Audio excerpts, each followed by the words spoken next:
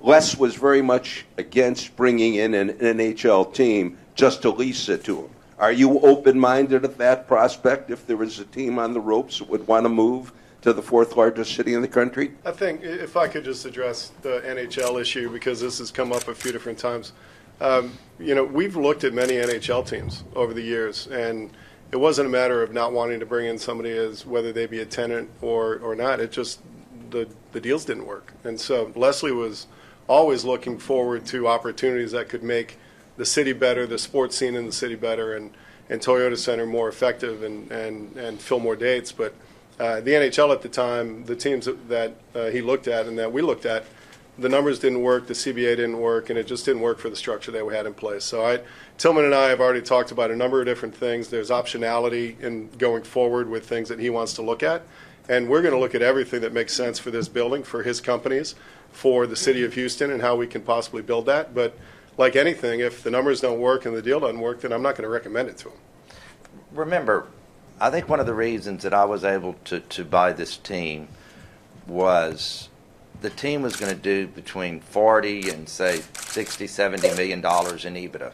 And other buyers come in and they get caught up in the EBITDA number.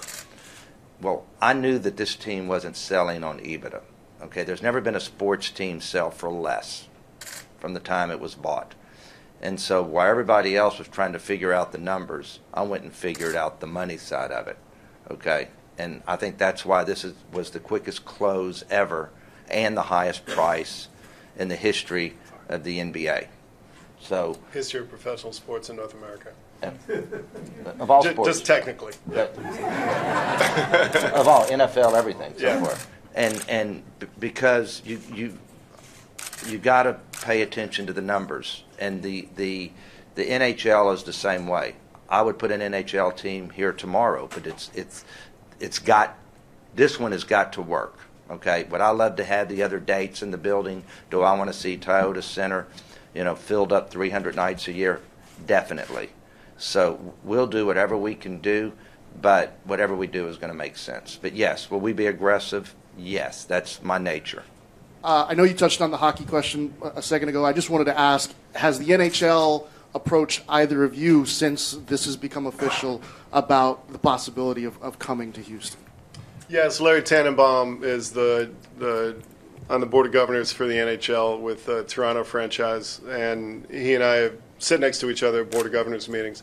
He's very excited to meet Tilman. He met him briefly during the finance committee meeting when Tilman was being approved. And I'm sure that Tilman and I will be up in Toronto at some point to meet with Larry and to talk about the NHL's position, their interests, and things that could possibly happen. And Larry and I have had conversations at various times over the years.